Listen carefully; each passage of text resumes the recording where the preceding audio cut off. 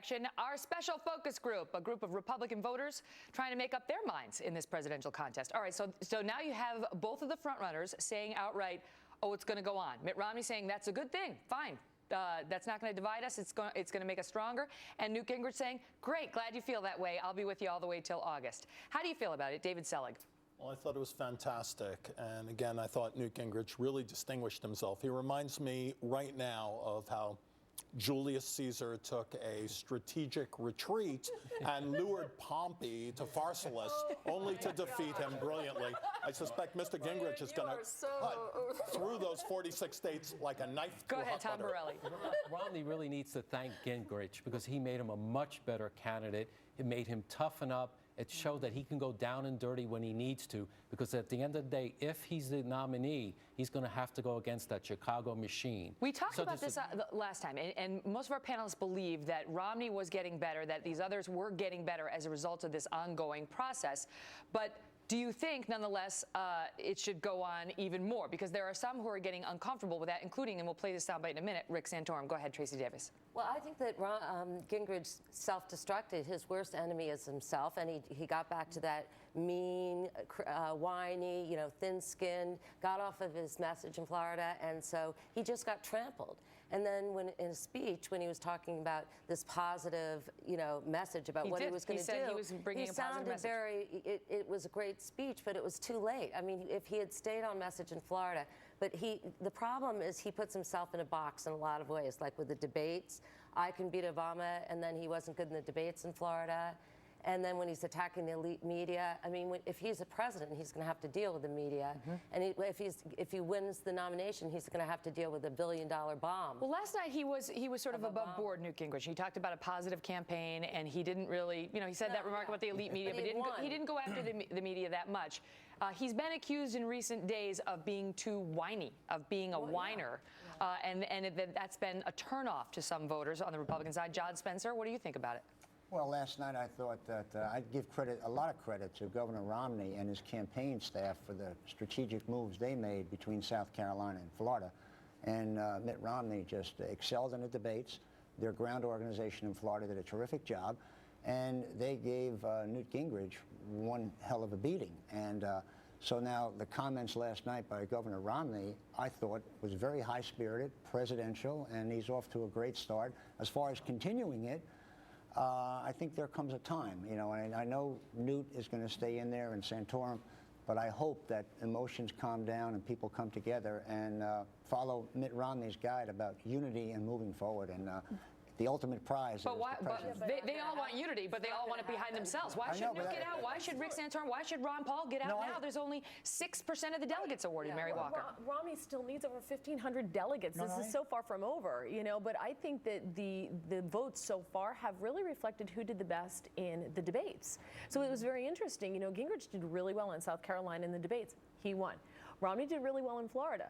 He won. So I think we're seeing the debates really become we're seeing that reflected now in the primary votes. But is that real? Because at most, the GOP nominee is going to have to debate President Obama 3 times, at most, in the month of October. So whether you think Romney's the guy for the debate or you think Newt is the guy for the debate or one of the others, is this a realistic benchmark for who's going to take on President Obama? John Tabacco. I don't think it's about the debates. I think it's really about message. And I think what's motivated Newt followers up to now is a good message of, hey, I'm the guy that went across the aisle. I'm the guy that balanced the budget. I'm the guy that understands fiscal conservatism. And, Mitt Romney, no matter how many times he wants to change his point of view, he can't give that message. I think what Newt needs to do, and I thought it was important last night that he said, I'm going for 46 more states, but what he needs to do is stay directly on his message. I'm a fiscal conservative. I've balanced the budget, and I did not put Romney Care in place in Massachusetts. All right, so we heard those two saying, okay, it's fine to have it go on, and we heard Newt saying, and I will be there. So those of you who count me out for dead, like you've done twice before, don't do that this time just because I lost Florida. And then Rick Santorum came out with a bit of a different message. The American public does not want to see 2 or 3 candidates get into a mud wrestling match where everybody walks away dirty and not in a position to be able to represent our party proudly. We're going to have differences on the issues, and we need to talk about those differences on the issues. But what we saw in the last few weeks in the state of Florida is not something that's going to help us win this election. No. John Bramnick, did it get too ugly? No. First of all, Gingrich talks about me, and Romney spoke on the large picture. He was very presidential. Gingrich, it's over. It's done. He says he's coming back. He's not going anywhere. Why not?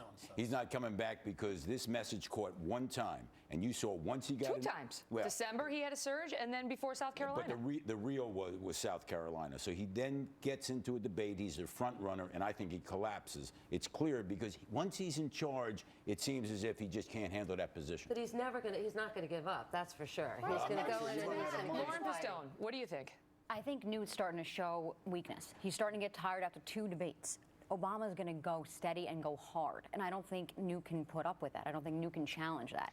The thing about Newt was he didn't have a moment before the Florida. You know, he had a couple of moments, and we debated those here as a panel before the South Carolina primary, before the Florida panel. He didn't have a breakout moment in the debate. And Dee Benke, you don't like Newt. You're right. But no, I really, you really saw don't like how the crowd reacted to him before South Carolina. If he were the nominee against President Obama and he had one of those moments, could even you get behind him? Yes, she could. That's not going to happen. And I think that Newt is more like Brutus because he says he's going to go all the way until the end, and all that does is going to hurt Mitt Romney. Mitt Romney is the presidential one. He's going to be our nominee. And Newt Gingrich is the anti-candidate. He's anti-loud audience. He's anti-silent audience. He's anti-Brian Williams. He's anti-Juan Williams. He's anti-everything. He's acting like grumpy old man, sad sack, sore loser, and he's not going to be the nominee. What about Rick Santorum? He's somebody who's tried to keep it above board. He's tried not to get ugly. He's been lauded by a lot of conservatives as the most conservative in this race, and yet why aren't we discussing him? Why isn't he at top? Go ahead, John Spencer. Megan, like you said, it's going to go on because they say it's going to go on. But at some point, people got to start listening, including Newt and Rick. And Rick is running a great campaign, and he rises to the high level. But the money factor, the electability factor, these things are reality going to set in, and people have to start making decisions. And I maintain that Mitt Romney is going to continue doing what he did in Florida. What he did in Florida is huge. Let's look at the numbers in that. It required a lot of money, though. It's huge. It required $17 million. Right, and that's a blueprint for the next month and the next 2 months. He's going to do it again. And that was Newt's first test. It can't be a coronation of one candidate. What we've seen so far is Newt's actually made Romney a better candidate. Right. So to put pressure on these guys that they should be out of the race, and you know, Romney's talking about unity, Santorum's talking about mud wrestling. At the same time, they're both spending millions of dollars with negative attack ads, so their message is kind of split. How many people here are considering voting for Ron Paul? Okay, Mary. I'm always the all right. So but this is interesting because of the rest of you, how many like having Ron Paul in this contest and in these debates? Absolutely. Interesting. So you don't want him out. You like what? What do you like about it? What do you think, Tom? He's honest. He's consistent. He's got a great economic policy. He's got, you know, audit the Fed. That's what Romney needs to do to reach out to the Tea Party. Romney needs to do that. Why not vote for him? Because of his foreign policy. Is that true? Iran, no way. It's a misunderstanding. If he had a really good running mate, he would be a great candidate. He's going to leave us Ron Paul. Is a good running mate going to change Ron Paul's views on foreign policy? He gets like Rick Santorum in there. He's going to do a 180 on Iran. No, but I think not the vice president doesn't. Go ahead, Mary. You know what it is I want a candidate to leave me alone. I truly do. I want the candidate who's going to, I always said I want Democrats out of my wallet and Republicans out of my bedroom. And that's Ron Paul. I want these people to just leave me alone, and that's what I really like about him. And everything you said, he's honest. You know exactly what you're getting. Yeah. He's consistent. Why can't we find someone somehow to I feel like a lot of your Republican male fans just switched their party registration. I'm just going to leave it at that. All right, panel. Until the next time, great job as always. Thank you all.